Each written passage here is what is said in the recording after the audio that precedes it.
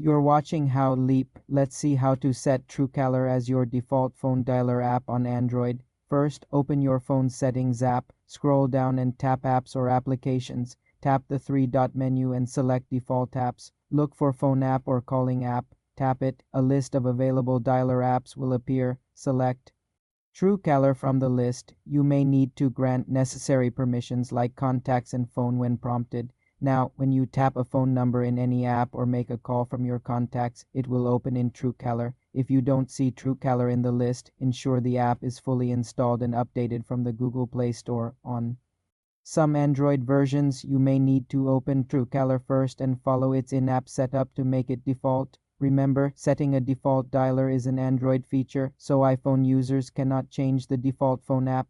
This process gives you Truecaller spam protection and caller ID directly in your calling interface. For more simple Android customization tutorials, subscribe to the channel.